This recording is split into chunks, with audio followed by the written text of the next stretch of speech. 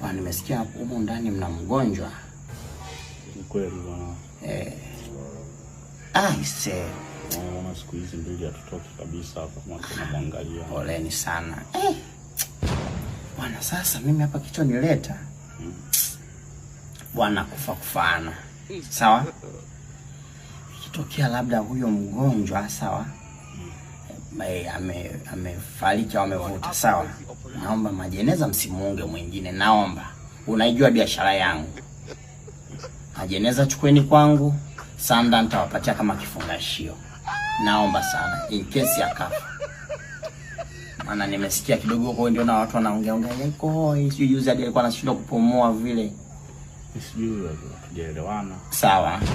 Humu ndani, sawa, hatuna marehemu. Really nigga? Si mgonjwa. Mgonjwa. Sawa. Unajua hujanielewa labda. Nimekuelewa ndio maana akasema in case akafa, sawa?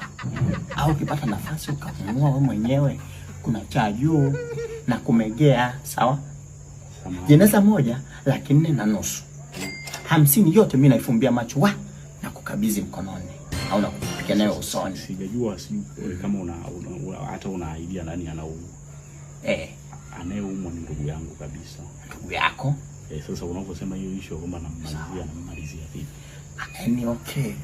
Yaani ujue, yaani hela sitaki kweli inikose, naomba sana. Juzi nasikia alishindwa hadi kupumua, kwa anapitisha pale oksijeni. Nilitamani nisipokonye. Roho iliniuma. Huyu sawa samani, unajielewa kweli unachokiongea, umelewa au kwa sababu najaribu kusema niko sawa? Yaani na ikitokea sawa, hata msiba tunasafirisha kwa ajili ya lieni mbali. Watu wa kuchimba ni nao na natoka nao huku, kuna Amos, kuna Andrea. Kaka wao anachimba kaburi, hata kama ni Mkristo anautafuta mwana ndani.